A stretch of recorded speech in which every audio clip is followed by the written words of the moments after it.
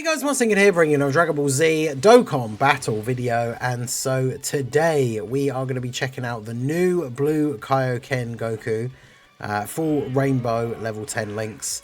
If you saw my summons, you know that I did not get lucky on the banners, so I'm going to have to resort to using the private server for doing any showcases and team builds and stuff like that. I was looking forward to trying these guys out on a bunch of other team builds. So obviously that is something that we're going to have to do this way, rather than just being able to throw my 55% copies that I literally would have just gone for one copy and then stopped, right? But that was not the case. I got terrible luck, which I guess, you know, I got ridiculously lucky summoning for Pycon, getting him off of the tickets. The last few banners, really, I've done relatively well on. I've gotten lucky with the tickets or only had to go like a couple of 100 stones after the tickets. But yeah, I got basically all of the ticket packs and then did what was like 750 stones, I think, across both banners, which isn't a huge amount, but realistically, like, these banners are not really worth dumping loads and loads of stones into. And it's one of those things, it's not something that I want to do like all the time going forwards, because realistically, if you have access to a private server thing, like, you never have to summon. You could just do all of your gameplay videos like this. But obviously I like to pull the units, I like to do the 55% showcases, and then when I try out these different team builds where I throw them on different teams, like, I will just use my own copies, right, rather than go to the private server and use the rainbow ones. But you know, that's the only option we have. So we can see Goku here putting out a couple of supers, 20 odd million attack stat. We get the crits. Goku, of course, does make you sacrifice 5% HP with each super, but on the full reps rotation where he gets that extra attack, I don't think his attack stats are that bad. I remember seeing people, like, when his details dropped and like the very first like private server videos came out, usually from like Dokkan World and then Truth, people were saying that like he's only hitting like 14-15 million on turn 1. But we can see him there over 20 without support on the rotation, which is not bad. Obviously it's nothing like super crazy, but I think the big thing about this Goku is that, like, I saw someone describe him, it was in one of the streams I think the other day, is like he's the glass cannon without a cannon. Because if he was a unit that, like, with the defense and everything that he does have, if he was hitting a lot harder, I think he would be significantly better.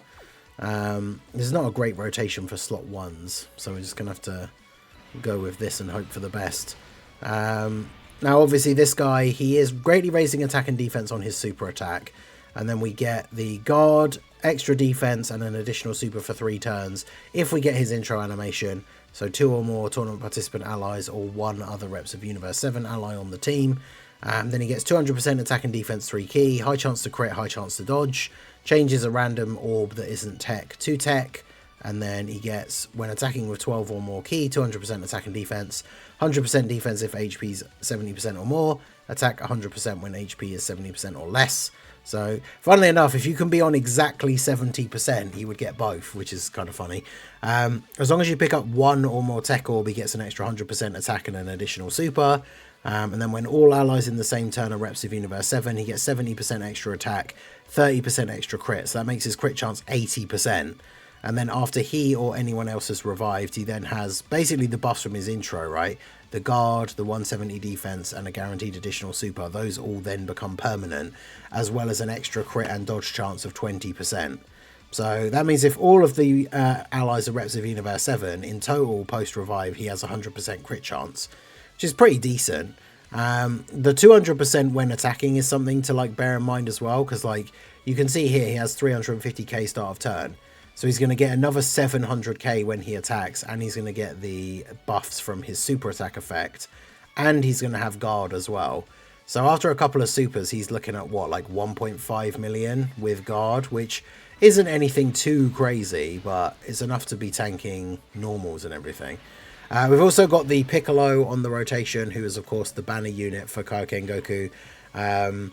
He's not particularly great, I don't think. He seals himself for the first couple of turns, and then he does, like, his whole gimmick is that he then, once he's unsealed, does 1 massive attack stat for that turn.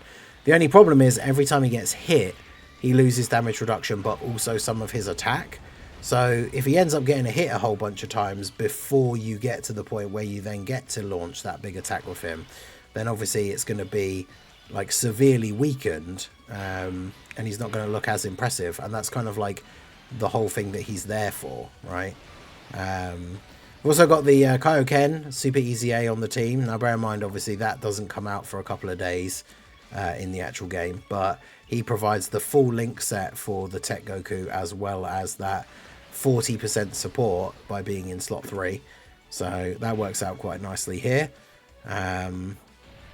Yeah, 12 million for Blue Evolution Vegeta. I think the big problem with this Goku is having the restriction that he has to have a full like Reps of Universe 7 rotation.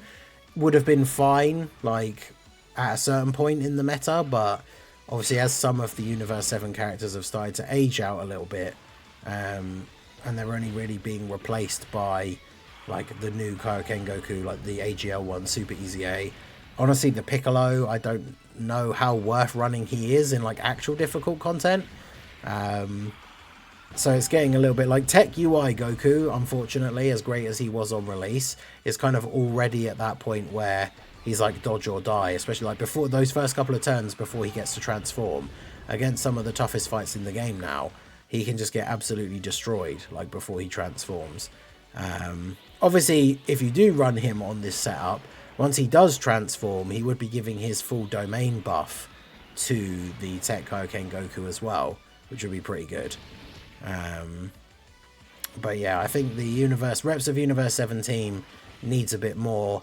We could see some interesting Easy A's throughout the celebration.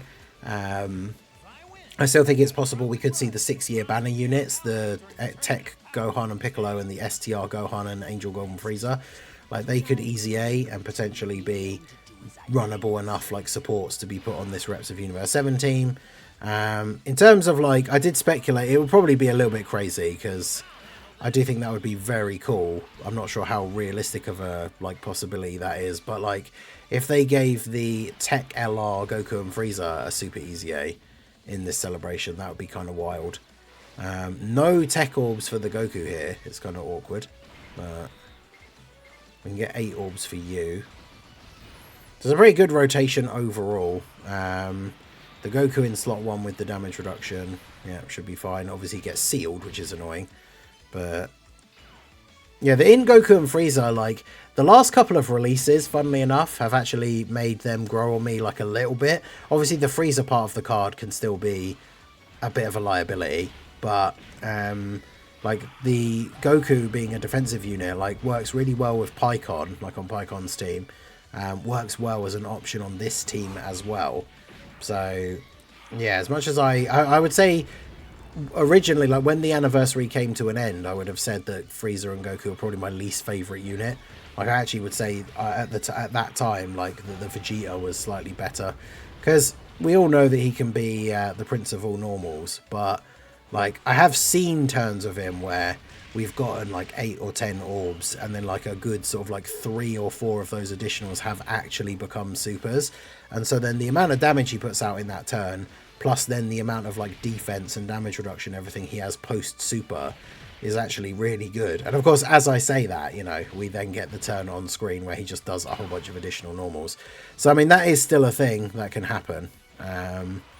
We should be able to get, well, we will be able to get the big crazy Piccolo turn, because we are actually going to kill this guy before we get to the very end where Piccolo would be in danger of taking a hit.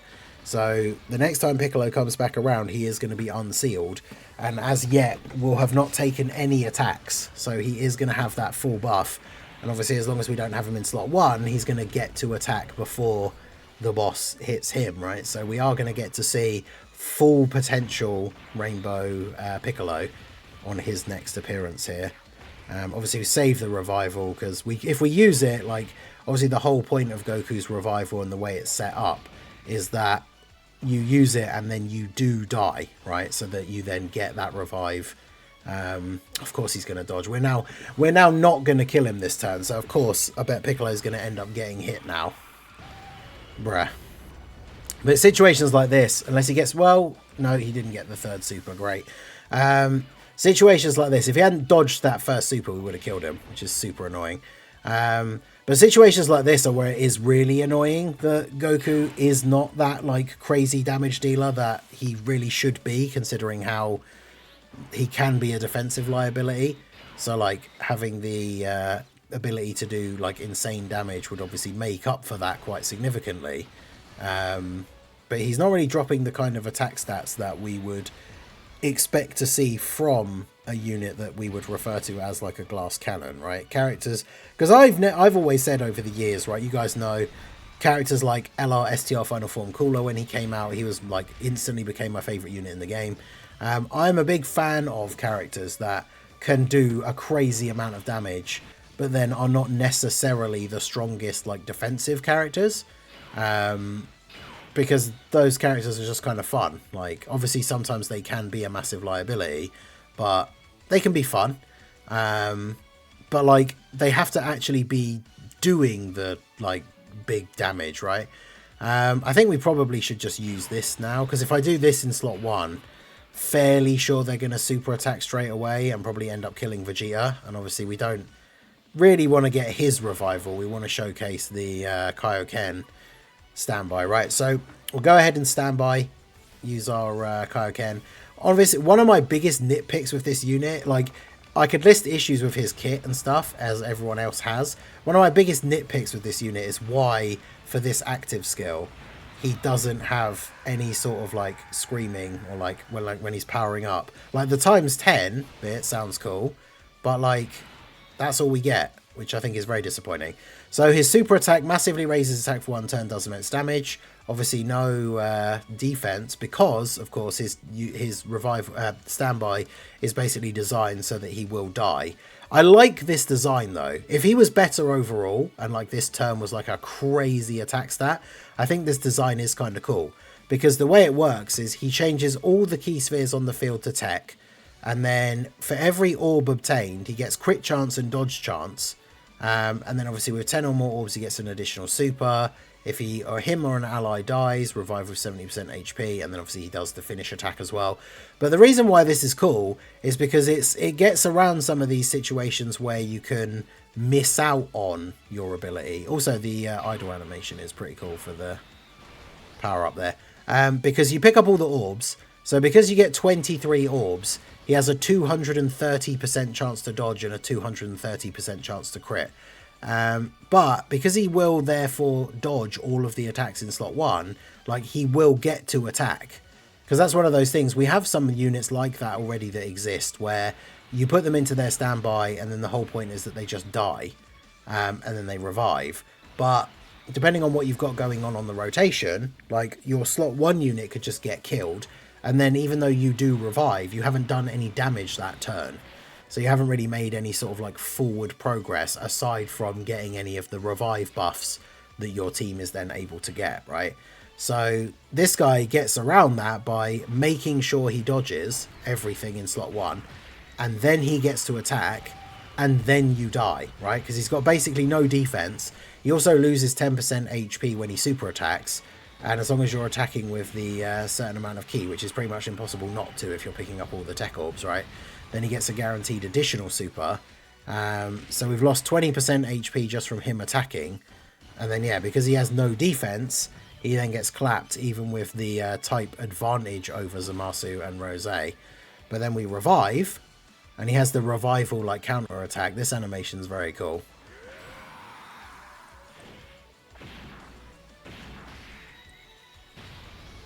Decent bit of damage, 53 million crit, and now we've revived, so now everybody has that revival, or like post-revival buff.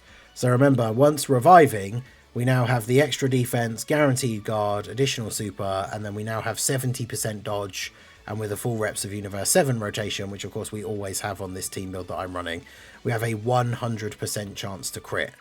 So definitely very, very good. Let's go ahead and... because does this heal me? Yeah, recover 77% HP and then you get attack and you get some extra rainbow orbs. So I think we can turn the animations off now that we've seen all of Kaioken's animations. We'll go ahead and use this. That then allows us to get some extra rainbow orbs here for Goku. Yeah, we can get 4 if we do that. So we'll do that.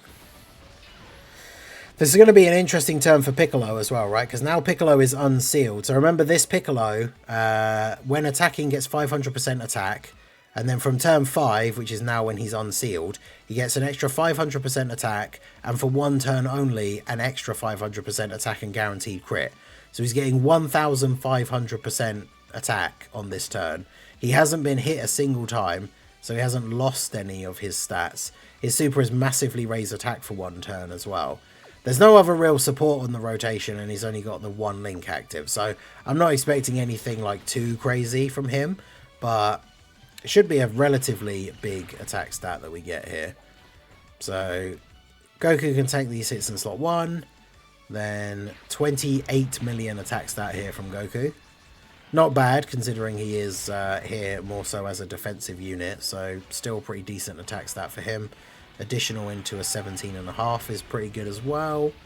And then what are we looking at from... So the thing is, the Kaioken Goku doesn't have a crazy amount of links active on this turn. Yeah, 12.9. Actually, were we able to get... We didn't get any tech orbs of him, did we? So we missed out on some attack from that as well. Like, that's the thing that makes him disappointing. Like, this is the only team that you really can run him on to get his full potential, like full reps of Universe 7. But there's only a couple of those units that are meta-relevant that he links really, really well with. So having a turn where he drops like 213 million attack stats, like that's just not... That's not it, you know? And then he's got a 70% chance to dodge. 51 million from Piccolo, okay, with just Fierce Battle active and no support. That's pretty good. Guaranteed crit as well. Obviously, that would be a great turn for him to get an additional, but yeah, 51 million is pretty nice.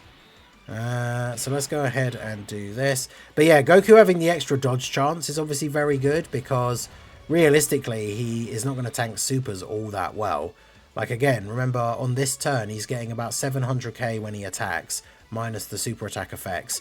Like at most, he's probably looking at around 1.5 million with guard. But some of these hardest hitting bosses now are just hitting way too hard for that to be like an acceptable level of defense. So obviously he does have post revive. He has the 70% dodge chance to kind of back it up a little bit.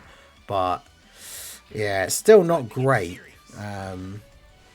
Definitely not like what we would be expecting from Golden Week in terms of the last couple of years. The Golden Week TURs have been the best TURs in the game. I mean, AGL Super Saiyan 3 Goku that came out last year, I put him at number 1 in my TURs list for a good couple of months, like after his release. Longer than, in fact, like a lot of people complained that he was still that high, a couple of tier lists in, I think. But like, he was just so good on release for that meta of content. Like, even though he loses damage reduction over time, none of the events really back then were long enough that it became a huge issue. Because he would lose a decent chunk of his damage reduction, but then you'd get to like the active skill turn where he would get a decent boost of defense because he gets his post super defense after you use the active skill. So he could look really, really good. And then we have this guy, right? Like on this turn, that's with every link active and support, and he's doing 22 million, like post revive. I feel like they should have really gone all out. Like the way he is at first for the first few turns would be fine if he then had, like on that standby turn where you get the dodge and then he does the big attack and then he dies. Like that should be like like if we're talking rainbow level 10 links as well, that should be like a 50 million attack stat turn, right? And then you die and then he revives, and then his post revival buff obviously has that extra 170 defense.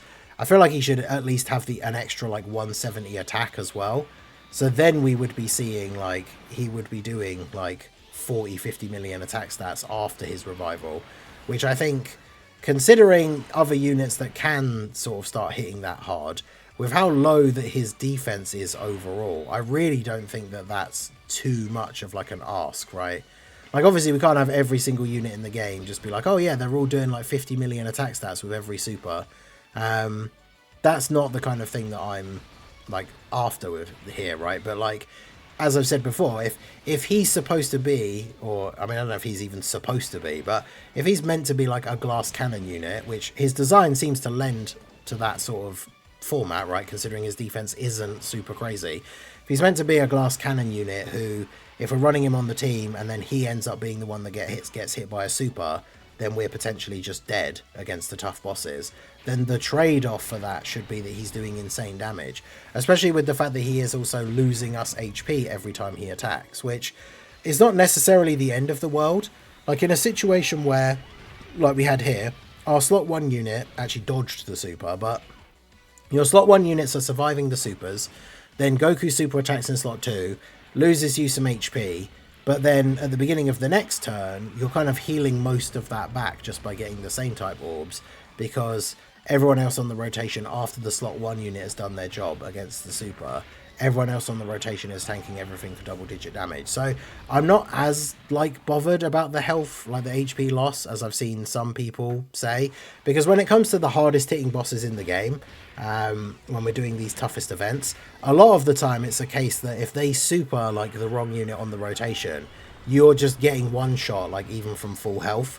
So does it really matter that after Goku's super attacks, you're at 85% HP instead of 100% HP if you were going to take 1.5 million damage from the super attack anyway, right?